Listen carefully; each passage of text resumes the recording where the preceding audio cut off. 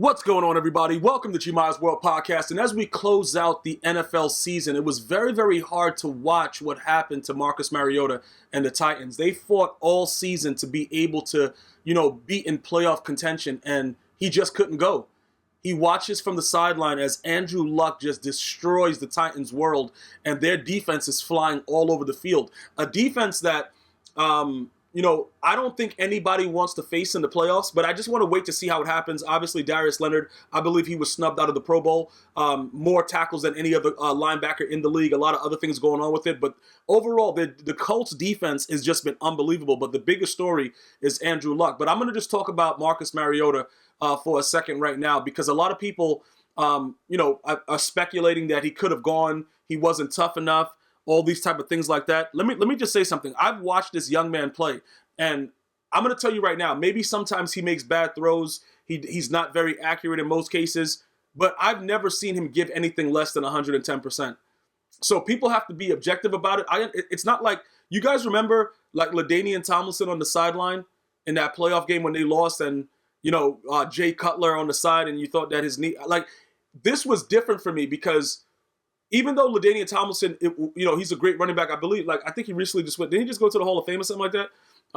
He had a great career. He had, a season with the most touchdowns, all that stuff at running back. But looking at him on the sideline in that big jacket, you just remember him doing that, and you don't really remember everything that he actually did to get to the Hall of Fame. You see, the game is about moments, and that vision.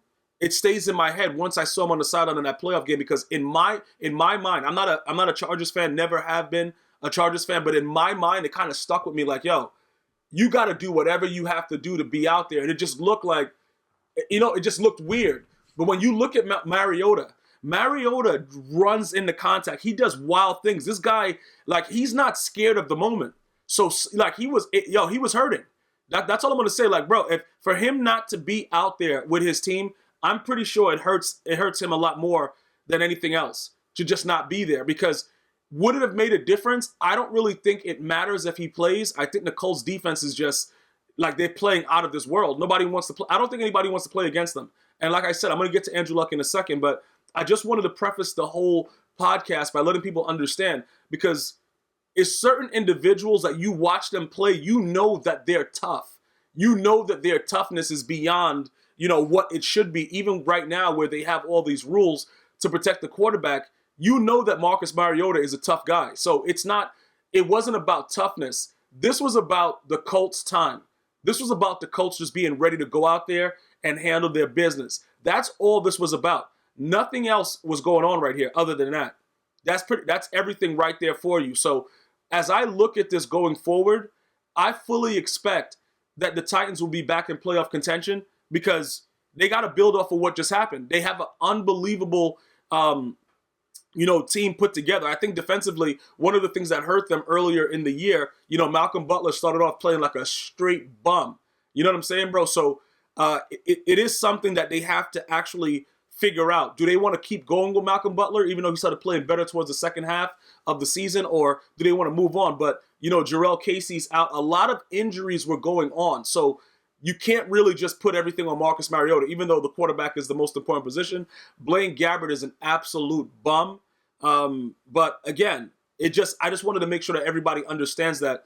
I don't think that he just sat out because, yo, bro, you know what? I want to just go home and chill tonight. Nah, that's not what it was about. The dude is really hurt, and we have to wait to see how everything, works out for them. So congratulations to them on their run and having the opportunity to go to the playoffs, because a lot of teams that we watched on Sunday didn't even have that opportunity. Now, as we move forward to Andrew Luck, this man's story is very, very inspiring, and it makes you understand that you should never give up on your dreams.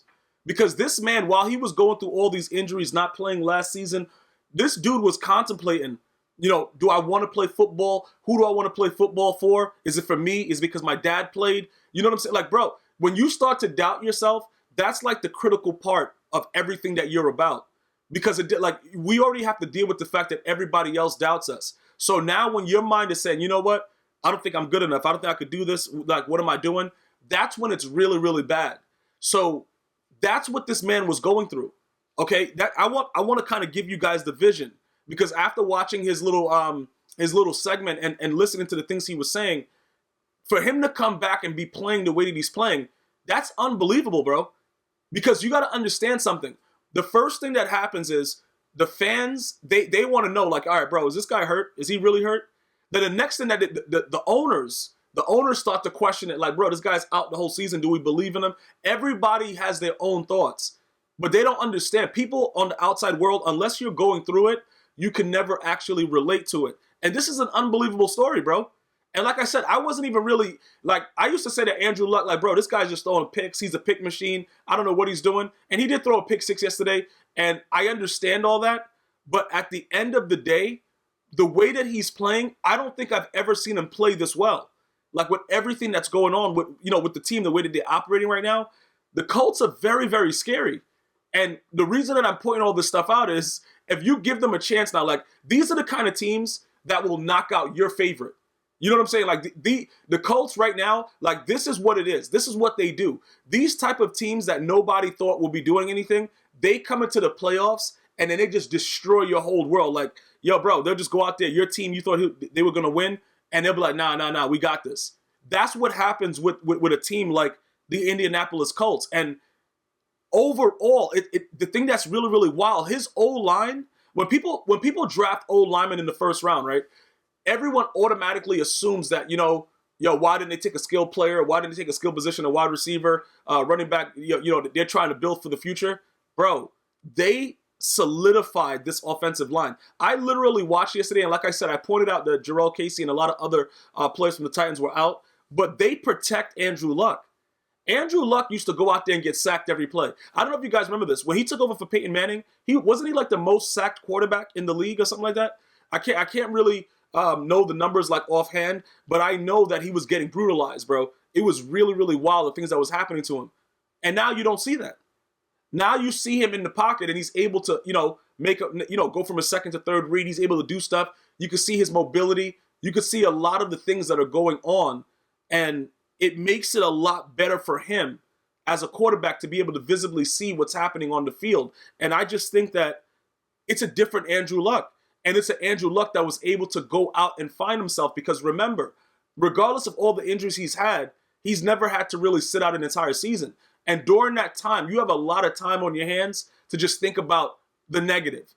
And that's just a human innate thing that we do. When things are going bad, we start to think more about the negative. We don't start to view like, all right, you know what? When I get back, this is going to happen. You have to go through that process first to be able to start to see the future and to know that it's going to get better. And this man was, pretty much in a state of depression and was able to get himself out of that because he was able to believe he made himself believe, I'm supposed to be playing football. And when you see him throwing the football, bro, it's like he's placing it in the receiver's hands. He had one throw that he threw right in the breadbasket of T.Y. Hilton. That was a dot as T.Y. Hilton was falling to the ground. And T.Y. Hilton just dropped it. Those are deadly accurate passes. Like, you know what I'm saying, bro? Like, these are throws that he wasn't making 2-3 years ago. Even when he came into the league, whatever, with the RG3, more years back, he wasn't making throws like that. He's literally making throws that you're like, what is going on? Like, is this really Andrew Luck? And again, is he going to throw a pick 6? Probably. He's going to do that. You know what I'm saying, bro? You're going to do that every now and again. It is what it is. But is he a better quarterback now than he ever was? I truly believe that. I watched this entire game. I could not believe that Andrew Luck was playing this well. And he's been doing it pretty much the whole season, and I've been seeing it. That's why I've been shocked towards the second half of the season when the Colts started making this run. I'm like, yo, this dude is destined to throw picks. And he's just been throwing dots. And everybody's been making plays, and he's so comfortable. And that's what's making me so scared about the Colts. Because when a team is just comfortable doing whatever they want, they go into the playoffs with a different type of confidence. So am I saying that the Colts are going to go to the Super Bowl? Like, I couldn't. I'm not just going to say that, they're just going to be out. I think they're going to play very, very hard and go out there and ball all the way out.